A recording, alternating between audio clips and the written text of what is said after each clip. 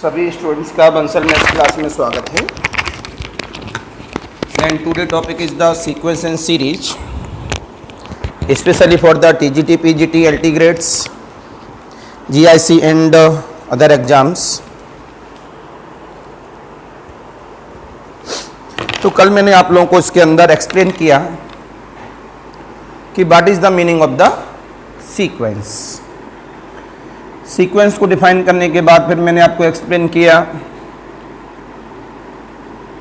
Constant sequence क्या है, range of the sequence, फिर मैंने बाउंडेड के बारे में बताया जो काफ़ी इंपॉर्टेंट पॉइंट है मेरे एग्जाम का, मतलब आना ही है। मैंने 5-6 प्रॉब्लम घर के लिए दी थी। प्लीज़ प्रॉब्लम दिखा दो कौन कौन सी थी जिनको मैं डिस्कस कर दूं बोर्ड पर। 10 प्रॉब्लम दिखा दो कौन कौन सी थी।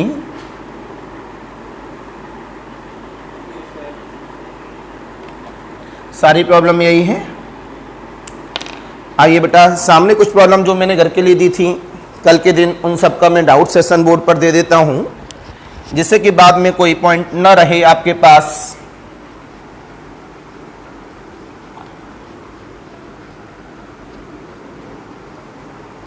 तो हमारे पास यहां से मिला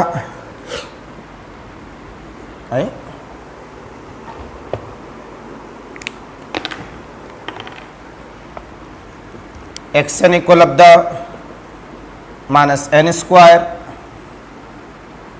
दूसरा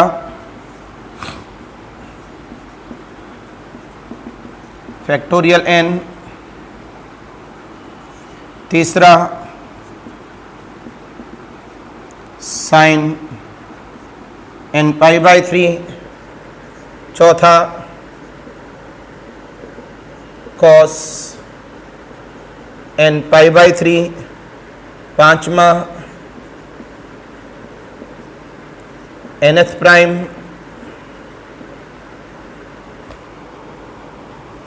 छठवां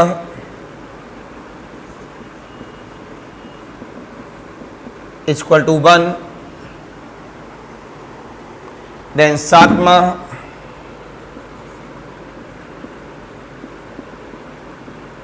N upon the n plus 1। आठवां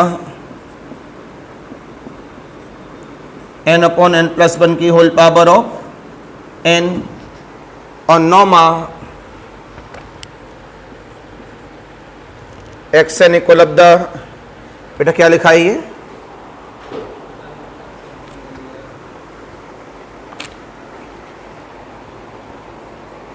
लास्ट वाला ये क्या, 5 है क्या है?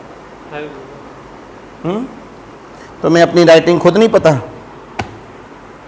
कम से कम अपनी राइटिंग लिखो तो ये तो पता होना चाहिए कि इसमें हमने लिखा क्या था। दूसरी की राइटिंग तो बहुत दूर की बात है।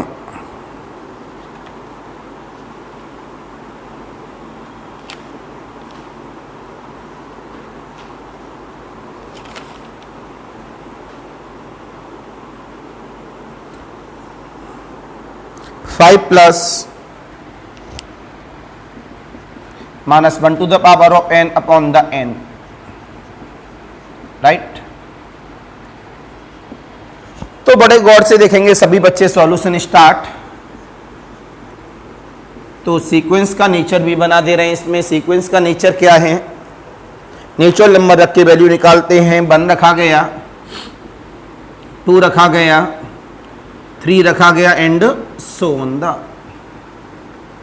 एक बात हमेशा यहां ये देखते हैं कि सीक्वेंस बढ़ रहा है या घट रहा है, ये चीज हम चेक करते हैं। चेक करना भी चाहिए, आगे जाके हम आगे वाला कॉन्सेप्ट हमारा आज का यही है। इसी में बहुत सारी बात सिखा रहे हैं हम लोग। बाउंड तो सिखा ही रहे हैं, लेकिन इसके अलावा अभी हम इसमें क्या सिखा देंगे, रेंज सेट। बाउंडेड तो डायरेक्ट हो जाएगा, पहले बाउंडेड की बात कर दें। ये आपने देखा कि कैसा है, घटते हुए क्रम में है। तो आपने बोला इट इज डिक्रीजिंग ऑर्डर। ये कैसा है, डिक्रीजिंग ऑर्डर है। क्यों, घटते हुए क्रम में सीखना। ये लेक्चर आपके एग्जाम में आने ही वाला है। बहुत इंपॉर्टेंट है ये लेक्चर। एक ही जगह पर मैं बहुत सारी बात बता रहा हूं। आज पता नहीं नोजी पे इचिंग हो रही है बहुत ज्यादा, बहुत तेज इचिंग हो रही है। जब आप मिला यहां पर, जब डिक्रीजिंग है तो डिक्रीजिंग ऐसे आता है नीचे, तो इसमें सबसे बड़ा कौन? -1। आपने जवाब दिया it is bounded above by -1। जब हमारा सीक्वेंस बढ़ रहा हो या घट रहा हो तो एक लिमिट तो उसके अंदर होती है, दूसरी लिमिट लगाकर निकल आती है। अगर सीक्वेंस कम ज्यादा हो रहा हो तो वहां लिमिट डायरेक्ट भी निकल आती है, मतलब upper bound and lower bound. जब आपने बोला ये तो घट रहा है तो दूसरी लिमिट के लिए आपने इसमें limit n tend to infinity कर दी।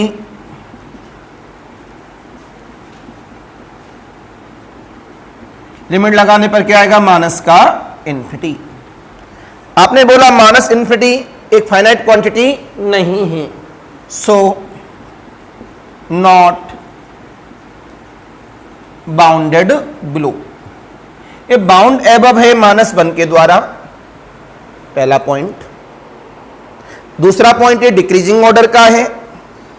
दूसरा पॉइंट बाउंड बिलो इसके पास नहीं है, इस वजह से बोलेंगे सो इट इज नॉट बाउंडेड। तो आपको हाईलाइट करना है, पहला पॉइंट ये आंसर है, दूसरा ये आंसर है, तीसरा ये आंसर है, चौथा ये आंसर है। सोचो एक ही प्रॉब्लम में कितने आंसर आ गए। कोई भी क्रॉस किया जा सकता है। अब इसमें जब पढ़ाई रहे पूरी बात, जो कल पढ़ाया उससे और ले लें, रेंज सेट और बता दो। रेंज सेट का मतलब था डिस्टिंक्ट एलिमेंट, कोई भी रिपीट नहीं है, सारे डिस्टिंक्ट ही हैं। -1, -4, -9 and so on the this is the range set. तो आज की डेट में जो रेंज सेट है वो फुल्ली सीक्वेंस है। क्या है? Fully sequence. किसके बराबर है वो? xn के ही बराबर है। किसके बराबर है वो? सेट के अंदर -n² के ही बराबर है, या n बिलोंग करता है नेचुरल नंबर में। तो एक पंथ हजारों काज वाला कॉन्सेप्ट है कि किस तरह से अपने पास रखेंगे। अब प्रॉब्लम नंबर 2 आता है। बेटा रब कर दिया मैंने। प्रॉब्लम नंबर 2 क्या था? Factorial n open the part. Factorial 1 मतलब 1। बहुत तेज भाई इचिंग हो रही है जी पर ऊपर। बेटा माइनस अलग है। अगर माइनस अंदर होता तो कैसे लिखा जाता? ऐसे। लेकिन माइनस अलग है, n² अलग है, इसमें से -7 में चल रहा है। अच्छी बात लगी आपने क्रॉस किया कि सर माइनस का स्क्वायर करेंगे तो प्लस हो जाएगा। अगर हम कुछ लोग सोचते हैं कि नहीं क्रॉस कर रहे, समझ ही नहीं पाओगे यार। अगर आपको 1+1 भी समझ में नहीं आता, because this is the batch of the TGT, PGT, LT grade, GIC and others, तो आप 1+1 भी मेरे से क्रॉस कर सकते हैं। मैं आपको यहां सिखाने के लिए आया हूं, वो इस मूड से आया हूं सिखाने के लिए कि करो या मरो वाली स्थिति है, अब नहीं तो कभी नहीं। सिलेक्शन लेना है भैया, सीधा सा फंडा है आप लोगों को। तो जवाब मिला यहां से आप सभी के पास फैक्टोरियल n के बारे में जानकारी। फैक्टोरियल 2, फैक्टोरियल 3 6, फैक्टोरियल 4 का मतलब 24 एंड आपने कहा बढ़ते हुए क्रम में है, तो आप बोलेंगे इट इज इंक्रीजिंग ऑर्डर। इसका ऑर्डर क्या भैया? Increasing.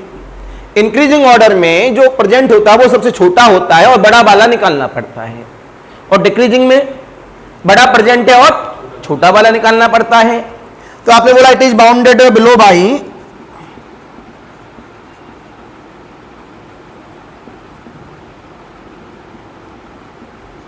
It is bounded below by 1। It is bounded below by 1।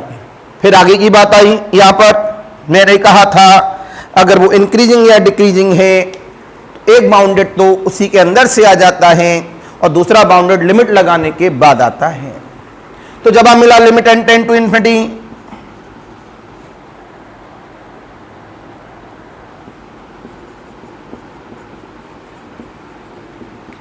Limit n tend to infinity कितना आएगा, इन्फिनिटी की तरफ ही जाएगा, इसमें से इन्फिनिटी ही लिखेंगे उसे हम लोग सभी। जब हम मिला यार लिमिट लगाने के बाद तो वो इन्फिनिटी आ गया, इसका मतलब इसके पास क्या नहीं है, बाउंडेड अबव नहीं है। तो जब हम मिला सो नॉट बाउंडेड अबव, फिर जब हम मिला इसका मतलब it is not bounded sequence. इसका रेंज सेट भी निकाल दो भैया साथ साथ में, माना बाउंडेड के लिए रेंज सेट निकालने की जरूरत नहीं है, लेकिन ये एक्स्ट्रा पार्ट कर रहे हैं साथ साथ में। जब प्रॉब्लम कर रहे हैं 9-10 तो रेंज सेट भी सिखा दें साथ साथ में। सारे डिस्टिंक्ट एलिमेंट हैं, this is the range set.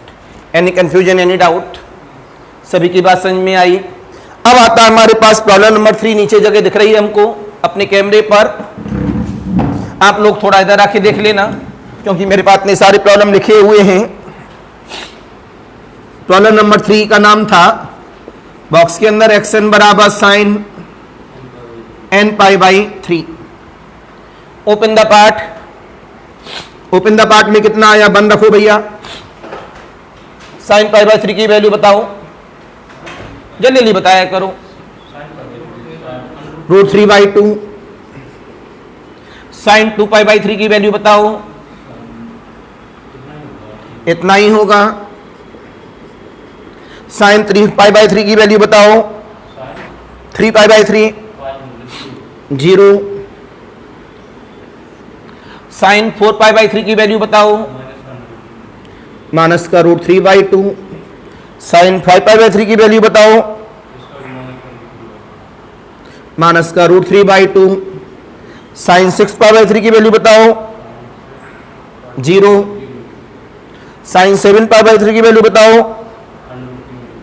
√3/2। तो आपको पता लग गया, रिपीटेशन चालू। फिर √3/2 और फिर जो बच्चे थोड़ा ज्यादा स्मार्ट होते हैं वो क्या करते हैं, सबको पता है साइन की जो रेंज है वो -1 से 1 होती है। बच्चा कहता है bounded below by -1, bounded above by 1। भैया हमेशा थोड़े ना है, एंगल चेंज होगा तो रेंज चेंज होगी नहीं होगी। तो यह सबसे पहले जब आप मिला, अब ये कैसा है, ज्यादा कम ज्यादा कम ज्यादा कम। क्या ये इंक्रीजिंग है, नहीं है। क्या ये डिक्रीजिंग है, नहीं है। आप बोलेंगे it is not, it is neither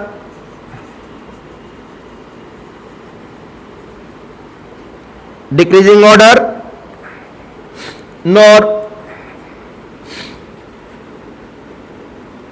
increasing order. ये मैं चीज आपको एक्स्ट्रा सिखा दी हूं, इंक्रीजिंग और डिक्रीजिंग वाली, राइट। बोलो बेटा लोगों, कोई दिक्कत। अब आपको इसमें ऊपर नीचे ऊपर नीचे ऊपर नीचे भाग रहा है, तो मैंने बोला था दोनों लिमिट डायरेक्ट निकलेंगी। लिमिट लगाकर बाउंडेड बिलो बाउंडेड अबव के बारे में नहीं निकलेगा। क्या करें, सबसे छोटा वैल्यू ढूंढे, कितना है, -√3/2। सबसे बड़ा वैल्यू ढूंढे, कितना है, प्लस का √3/2। तो आपने बोला it is bounded below by -√3/2, it is bounded above by plus का √3/2। इसका मतलब क्या हुआ कि हमारे पास कैसा है,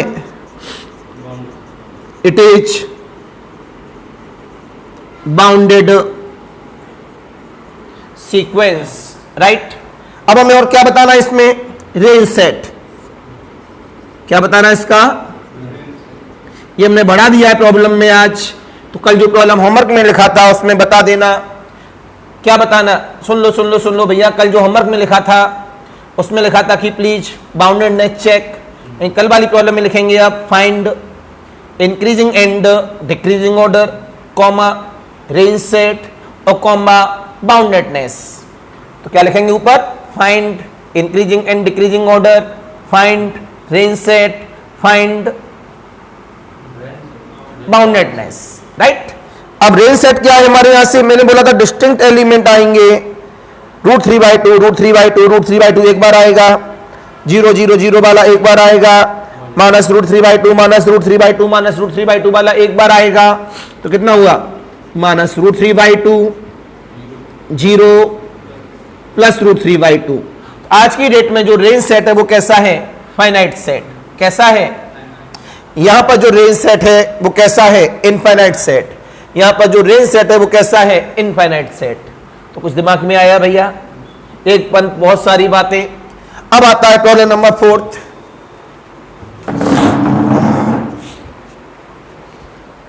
प्रॉब्लम नंबर 4 क्या कहता है? cos nπ/3 open the part. तो कितना बन जाएगा मेरे पास? cos π/3, cos 2π/3, cos 3π/3, cos 4π/3, cos 5π/3,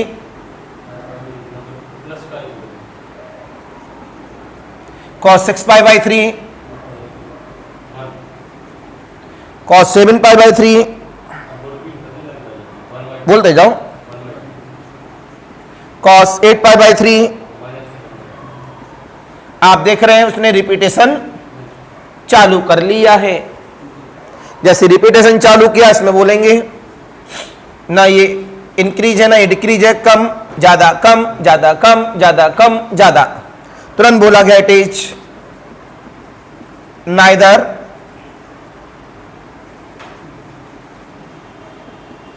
decreasing order nor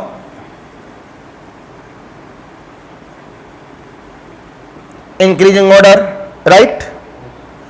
It is bounded below by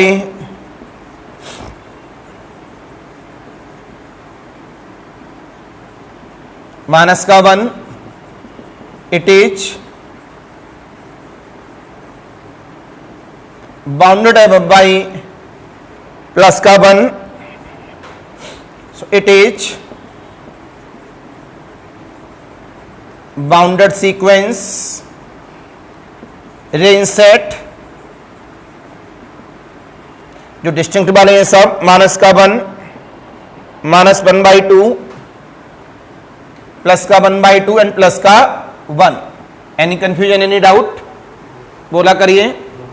अब आता है 5वां नंबर, nth प्राइम। इसका आंसर काफी जगह गलत मिलता है। क्या 1 प्राइम होता है? प्राइम किसको कहते हैं? जिसके पॉजिटिव 2 फैक्टर हों अलग अलग। 1 का फैक्टर केवल 1 है, लेकिन जो 2 का फैक्टर है वो 1,2 है, और जो 3 का फैक्टर है वो 1,3 है। 4 का फैक्टर 1 2 4 है, इसमें से प्राइम। तो प्राइम कौन कौन हुआ यहां पर? 2 3 5 7 11 and so on the, right. बढ़ते हुए क्रम में है या घटते हुए में, या नॉट बढ़ना नॉट घटना? बढ़ते हुए क्रम में। It is increasing order,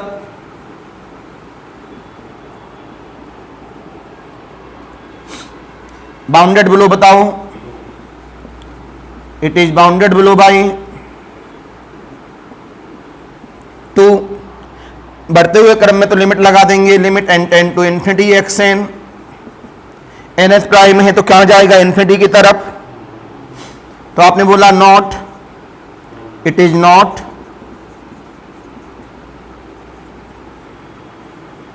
bounded above, तो it is not bounded sequence, या बाउंडेड सीक्वेंस नहीं है। तो इसका रेंज सेट क्या बन गया? सारे के सारे डिस्टिंक्ट ही हैं, इसमें से पूरा ही पूरा सेट क्या बन जाएगा? Range set. बात समझ में आई नहीं आई? बोला करो।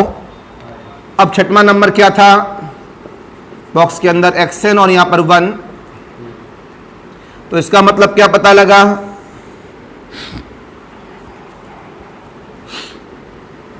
One one one one one one one one, ना ये इंक्रीजिंग माना जाता है ना ये, आपने बोला it is constant sequence,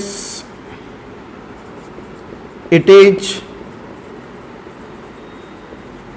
bounded below by 1, it is bounded above by 1, so हाँ जी, it is bounded sequence, so it is a point set। केवल ये कैसा है? सिंगल पॉइंट है, उसकी कोई बाउंड्री अलग अलग नहीं है। तो जवाब मिला यहां से रेंज सेट कितना है? केवल 1। Any confusion, any doubt? तो यहां से मैंने सारी बात आप लोगों को एक्सप्लेन की है कि कैसे करना है, एक एक बात दिखा रहा हूं लगातार। अब आता है मेरे पास कौन सा नंबर? 7वां नंबर। बॉक्स के अंदर xn equal of the n upon the n plus 1, right? तो जवाब मिला open the part, xn equal of the 1/2, 2/3, 3/4, 4/5 and so on the. बताओ बढ़ते हुए क्रम में या घटते हुए क्रम में? It is increasing order, it is bounded below by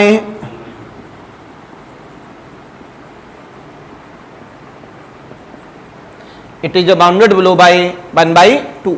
ये bounded below कैसा है? पहले देख लो, अभी क्लिक करना, आराम से लिखना, bounded below by 1/2। फिर मैंने कहा था अगर वो इंक्रीजिंग है डिक्रीजिंग है तो दूसरा बाउंड किसके द्वारा निकलता है? लिमिट के द्वारा, n upon the n plus 1, n common लेके तो कितना आया यहां पर? 1। सो it is bounded above by 1, so it is bounded sequence. तो इसका रेंज सेट क्या बना? Range set. जब रेंज सेट की बात करेंगे सारे डिस्टिंक्ट एलिमेंट हैं,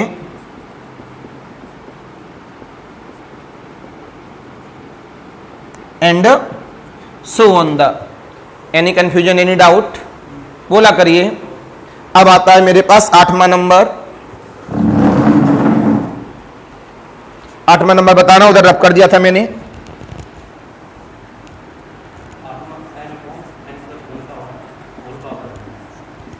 n अपॉन n प्लस 1 की होल पावर ऑफ n। तो जवाब मिला यहां पर ओपन द वैल्यू, 1 रखेंगे तो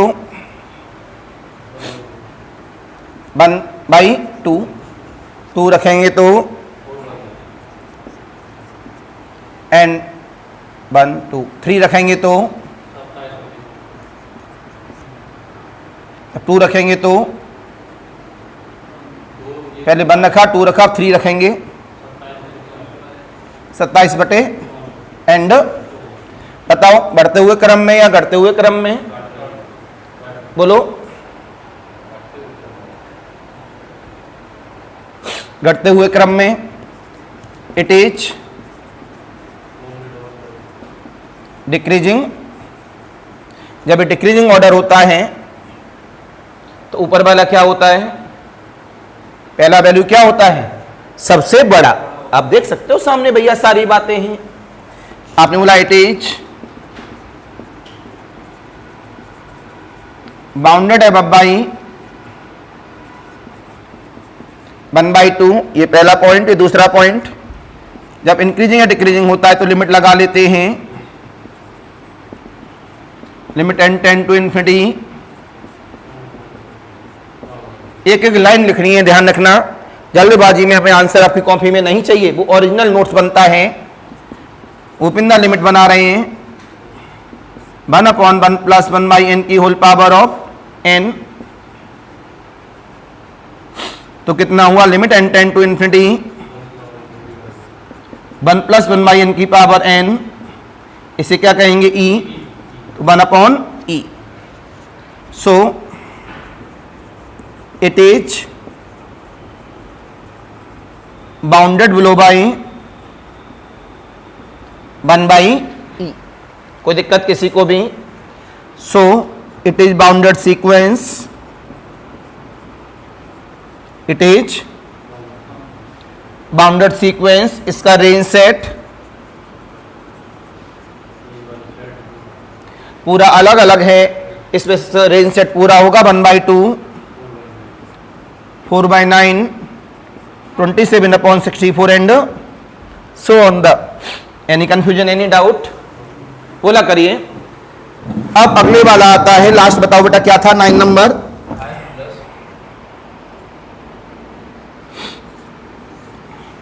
9 नंबर क्या है? 5 प्लस माइनस 1 की power n into n, right. Left side आके देख लो बेटा, बहुत इंपॉर्टेंट है प्रॉब्लम। जब किसी भी प्रॉब्लम में ये चीज आ जाए, देख लो भाई, इधर आके देख लो, बहुत इंपॉर्टेंट है। ओपन द वैल्यू 1 रखा गया, तो 5 में से बन गया तो कितना मिला, 4। 2 रखा गया, 5 प्लस 2 7। 3 रखा गया, 5 माइनस 3। 4 रखा गया, तो आपने क्या देखा, कम ज्यादा, कम ज्यादा, कम ज्यादा, तो आपने बोला it is neither increasing nor, न तो ये इंक्रीज है, नहीं ये डिक्रीज है। अब इसमें हमें क्या बताना है, इसके बाउंडेड के बारे में, लेकिन जगह नहीं है। जल्दी से पहले क्लिक करने, नोट करने के लिए, फिर ऊपर लिखेंगे।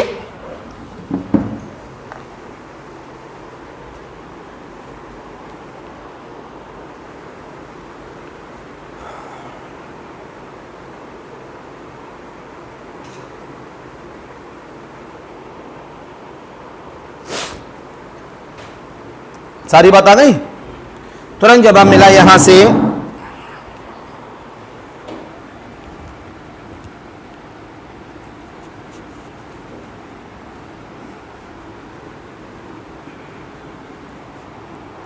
जब आपको ये बात पता लग गया इंक्रीज डिक्रीज नहीं है, जब कभी भी सीक्वेंस में -1 की पावर n आ जाए तो उसे इवन एंड ऑड में 2 पार्ट में तोड़ देते हैं। इसमें -1 की पावर n आ गया है, तो जवाब मिला यहां पर x n equal of the 5। अगर n की वैल्यू इवन होगी तो -1 की पावर n, आपने आप बोलेंगे if n is even then -1 की पावर n बराबर +1, n इज ऑड देन -1 की पावर n बराबर -1। तो जवाब मिला equal of the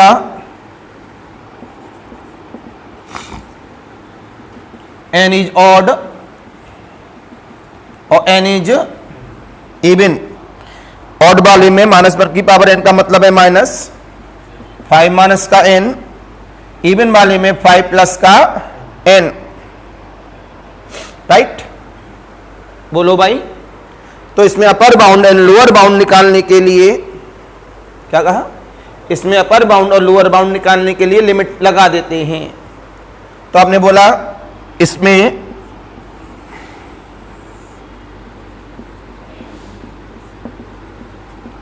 upper bound और लोअर बाउंड निकालने के लिए लिमिट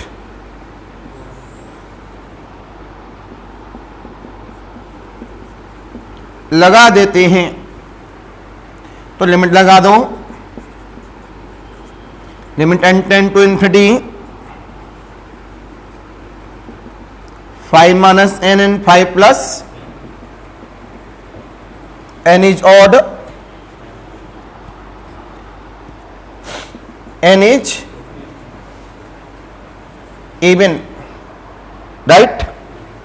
तो जब इसमें लिमिट लगाएंगे तो कितना आएगा 5 माइनस इन्फिनिटी 5 प्लस इन्फिनिटी। इसका मतलब क्या पता लगा, it is not bounded above, it is not bounded below. क्यों? वो डायरेक्ट भी पता लग जाता है। कैसे? जब इसे ऑन करेंगे आप 4 7 2 9 बढ़ाते जा रहे हैं तो अब 0 आएगा, फिर नेगेटिव में आएगा, नेगेटिव में आएगा, पॉजिटिव वाला बढ़ता जाएगा, बढ़ता जाएगा, बढ़ता जाएगा, नेगेटिव वाला नीचे होता जाएगा, नीचे होता जाएगा, नेगेटिव वाला नीचे होगा तो माइनस इन्फिनिटी पे जाएगा, पॉजिटिव वाला बढ़ेगा तो प्लस इन्फिनिटी पे जाएगा। वो डायरेक्ट भी है, ये फुल्ली नॉलेज है। नॉलेज के बिना ऑब्जेक्टिव कभी बनता नहीं है। सो इट इज नॉट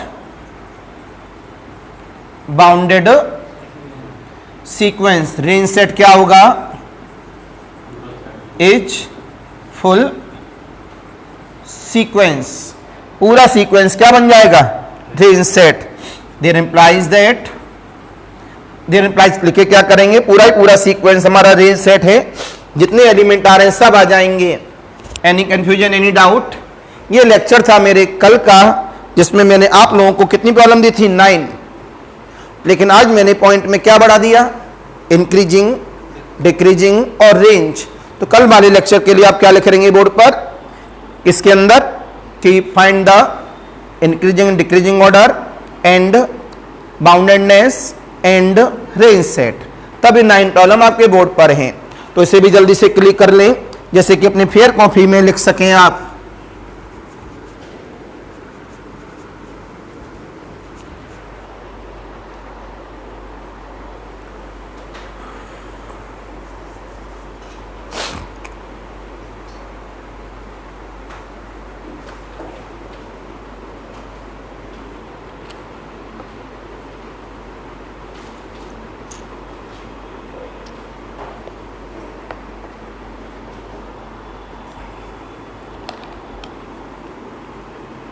इतनी इचिंग हो रही है, पता नहीं क्यों मुझे पर, बहुत तेज वाली हो रही है।